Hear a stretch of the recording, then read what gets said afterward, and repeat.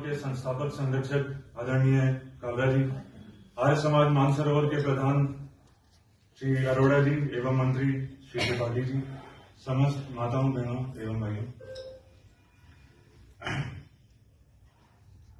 कुछ कहने का मुझे ज्यादा अनुभव नहीं है, इसलिए थोड़ी कठिनाई भी हो रही है। मैं हमेशा से एक कार्यकर्ता की भूमिका में रहा हूं और हमने देखा है कि इस समय हमारे समाज में, चाहे वो आर्य समाज ही क्यों ना हो या हमारे क्षेत्र में, कार्यकर्ताओं की बहुत कमी है।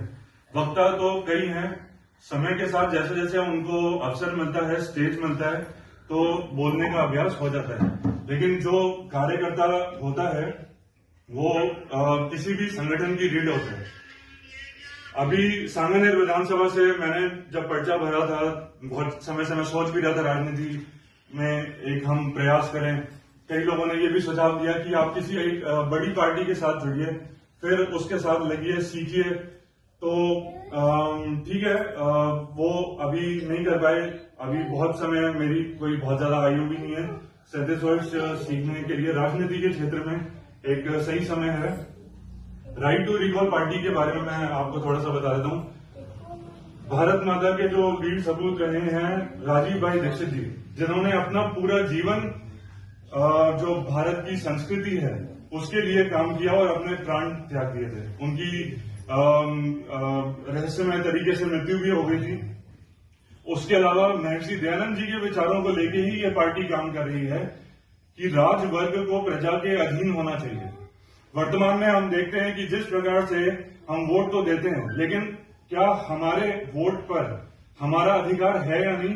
बिल्कुल भी नहीं है। जिसको हम जिताते हैं वो राजा समझने लगता है अपने आप को और गायब हो जाता है।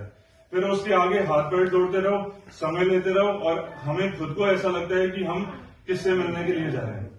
ये पार्टी एक ड्राफ्ट तैयार किया है, इसने एक मसौदा तैयार किया है जिसमें यह है कि हम अपने वोट को वापस ले सकें।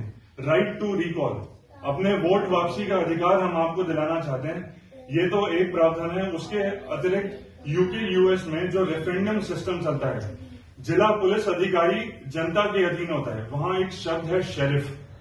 वो शेरिफ जनता में से ही चुना जाता है। उदाहरण के तौर पे जैसे मैं ले लूं, किसी को कोई आर्मी से रिटायर है तो वो अनुभवी व्यक्ति है, वो अपने आप को प्रस्तावित करता है कि मैं शेरिफ बनना चाहता हूं, जिला पुलिस प्रमुख बनना चाहता हूं। फिर हम में से ही लोग उसको, या कोई शिक्षा से रिटायर है या कोई बैंक से रिटायर है तो उसको चुनते हैं। और समय आने पे अगर वो गलत कुछ करता है तो उसको हम हटा भी सकते हैं, वही रेफरेंडम वोट के माध्यम से।